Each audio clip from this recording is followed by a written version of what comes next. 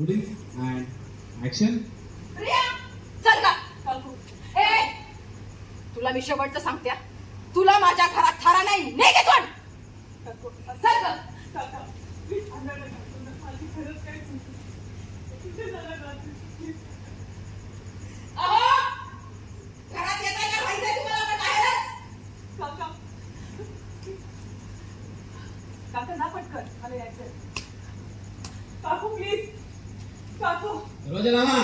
काकू प्लीज काकू काकू प्लीज काकू प्लीज असं नका करू काकू मी तुझे जाण रात्रीची काकू प्लीज काकू प्लीज माझी काही चूक नाहीये प्लीज काय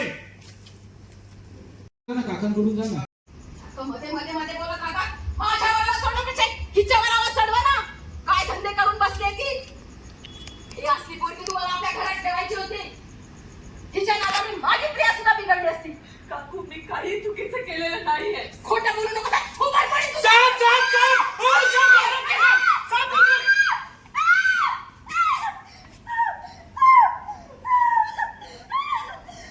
हो शांत हो चोरी आहे साप नाहीये अगं डोळे उघडून बघ जा मागे पटकन लगेच ये पुढे ऋषिकेश काका जा. चोरी आहे काय रे मुद्दाम माझ्या पोरीला घाबरवलंस ना तू जा अजून पुढे त्याच्याकडे जा पुढे. काका तुम्ही ना कशाला जाताय कधी. and action.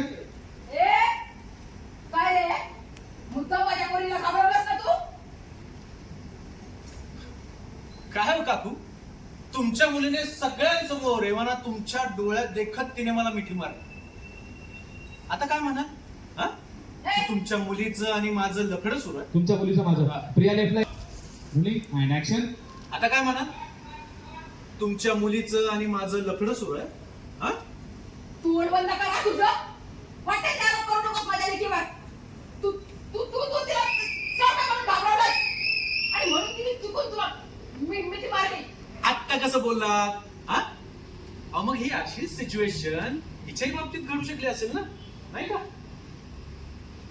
नाही म्हणजे तुम्हाला हे जे सगळं दिसतंय ते ऍक्सिडेंटली घडू शकतच ना आमच्यासोबत.